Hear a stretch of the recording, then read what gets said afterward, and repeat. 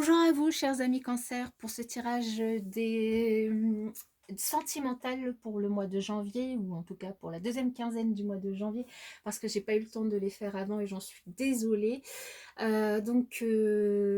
Pour donc cette guidance sentimentale, soyez les bienvenus donc sur la chaîne Murmure de l'Invisible. N'hésitez pas à vous abonner si ce n'est pas encore fait. N'hésitez pas à liker, partager, commenter pour soutenir mon travail et surtout pour remonter les résultats de la chaîne sur YouTube.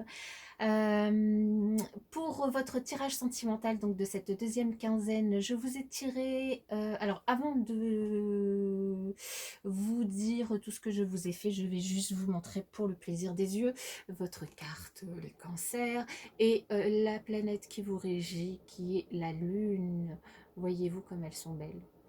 Voilà. Juste pour le plaisir des yeux. Là, voilà, c'est juste pour le plaisir des yeux. Sinon, j'ai tiré une carte du tarot de l'amour pour l'énergie globale générale pour cette deuxième quinzaine, et nous avons le roi des étoiles. Le roi des étoiles qui nous parle de que vous êtes une personne honnête et consciencieuse, une personne cultivée, plutôt paternelle, amicale, que vous êtes riche d'énergie, vous êtes plutôt quelqu'un de charismatique, vous avez beaucoup de capacités, vos rêves et vos désirs dépassent même votre zone de confort, et vos capacités, elles vont encore se développer. Donc c'est une magnifique énergie sur cette deuxième quinzaine que ce roi des étoiles, l'alchimiste. Je vous ai fait ensuite une petite carte de l'oracle des amoureux. La voici, où nous retrouvons notre petite lune. Nous avons l'abandon. Parfois, nous devons nous défaire du passé afin de laisser quelque chose de nouveau entrer dans nos vies. Lâche prise et tout va fonctionner pour le mieux. Donc là, on nous parle on vous parle d'abandonner le passé, hein, notamment pour ceux, alors soit pour ceux qui se sont séparés récemment ou moins récemment, soit pour ceux qui se sont disputés s'ils sont en couple, d'essayer un petit peu d'abandonner ces énergies pour pouvoir passer à autre chose. Je vous ai aussi tiré une carte du pouvoir de l'amour, où on nous parle d'objectifs. Vous possédez la détermination et le dévouement nécessaires pour manifester consciemment l'amour. Bien. Oui, surtout si vous abandonnez le passé. Je vous ai fait un tableau en 9 cartes avec l'améthyste love. Je vous ai tiré des cartes avec l'oracle des chakras ainsi que les anges de l'amour. Et à la fin du tirage, si vous avez des questions, je vous tirerai une réponse avec les réponses angéliques par situation sentimentale. Voilà, je vais y arriver. Donc n'hésitez pas à préparer votre question. Allez, nous allons démarrer avec l'améthyste love. Je vais retourner d'abord toutes les cartes. Nous avons le happy end, nous avons l'automne, nous avons... elles sont compliquées à retourner. La séparation. Nous avons la consultante ou le consultant. N'oubliez pas que les énergies sont interchangeables, que les messages ne peuvent pas parler à tout le monde. Prenez que ceux qui vibrent en vous.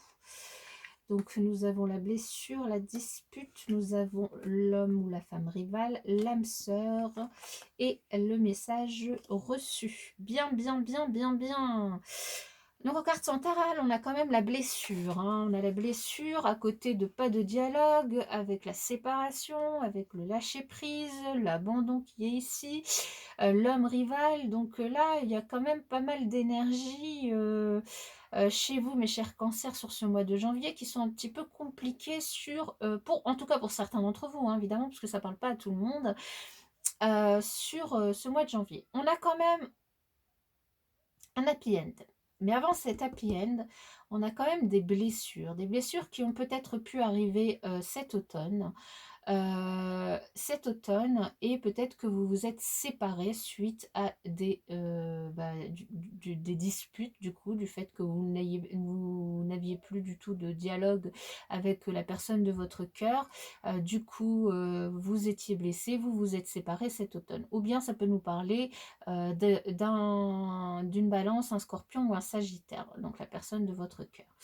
Peut-être que ces disputes étaient dues à une personne, une tierce personne. Cette tierce personne peut être soit quelqu'un qui voulait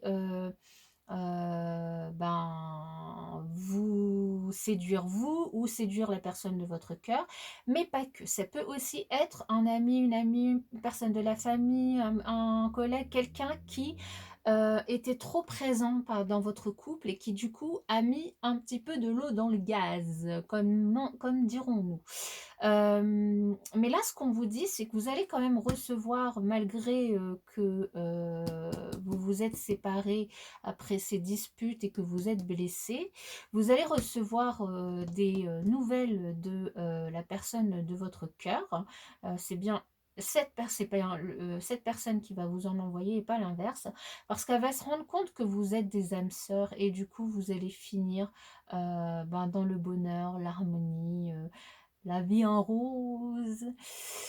Un happy end. Donc tout va bien se terminer. Vous allez lâcher prise sur finalement les blessures, les mots qui ont pu être dits, et les choses vont bien se terminer. Mais du coup, attention à cette personne, à prendre du recul par rapport à cette personne. Voilà pour l'histoire d'amour, dirons-nous, de l'améthyste love. Alors avec les chakras du cœur, nous avons répétition des schémas. Attention pour certains d'entre vous à ne pas répéter certains schémas. Si vous remarquez qu'il y a des choses qui se passent toujours, par exemple pour les célibataires, que vous rencontrez toujours les mêmes personnes et que ça finit toujours de la même façon, que par exemple dans les couples qu'il y a toujours les mêmes disputes, ça se termine toujours de la même façon. Attention à ce que ce ne soit pas des schémas répétitifs et essayez de trouver la façon de régler le problème, de contourner le problème ou de faire autrement, de voir les choses autrement. Pour d'autres personnes, nous parlons soit d'un enfant, donc d'une grossesse, soit d'un déménagement, un emménagement, enfin voilà, ça peut nous parler de ça. D'autres personnes, on nous parle d'une rencontre par synchronicité, donc pour les célibataires, attention, ouvrez les yeux, ouvrez les oreilles, soyez observateurs de tout ce qui peut se passer autour de vous, parce que vous pourriez rencontrer quelqu'un sans que ça prévienne, hein. Enfin si, ça, vous serez prévenu, mais seulement si vous êtes assez observateur. Et pour d'autres, on nous parle, en plus des répétitions des schémas, on nous parle de blocage de mémoire karmique. Alors attention, les blocages de mémoire karmique peuvent créer énormément de tensions dans certains couples. Donc si vous en avez, essayez de les nettoyer. Si vous ne voyez pas comment faire vous-même, n'hésitez pas à aller voir des personnes spécialisées, des magnétiseurs, des thérapeutes, des psychologues, enfin, voyez des personnes qui pourront vous aider pour faire débloquer ces mémoires karmiques. L'oracle, les anges de l'amour, nous parlent de vous méritez l'amour. Vous êtes digne d'être aimé, mais bien évidemment, tout le monde est digne d'être aimé et tout le monde mérite l'amour. Donc, si on vous dit le contraire, n'y croyez pas. Croyez simplement que vous le méritez. Ça, c'est certain. Ensuite, nous avons resté optimiste pour votre vie amoureuse. La pensée positive et la foi vous apporteront l'amour. Et oui, même là, avec l'améthyste love, malgré les disputes et la séparation qu'il y a eu, on voit que ça se termine de manière positive, hein. Donc, restez optimiste. Et même pour les célibataires, on nous parle d'une rencontre. Pour d'autres couples, on nous parle d'enfants. Donc, si vous avez du mal à avoir des enfants, ça peut être le cas maintenant. Donc, restez optimiste. Et enfin, nous avons relation karmique, on nous reparle du karma. Vous connaissiez déjà, mais attention, la relation karmique n'est pas forcément positive. Et surtout que nous avons eu avec les chakras du cœur les blocages des mémoires karmiques. Donc ça peut être une relation assez compliquée. Voilà pour les messages des oracles. Si vous avez des questions, nous allons démarrer avec les couples mariés ou pacsés. Je vous écoute, en tout cas l'oracle vous écoute, puisque moi je ne peux pas vous entendre. L'oracle vous écoute et nous allons lui demander une réponse pour les couples mariés ou pacsés. Et nous avons le succès. Pour les couples non mariés ou non pacsés qui vivent sous le même toit. Les couples non mariés, non pacsés qui vivent sous le même toit.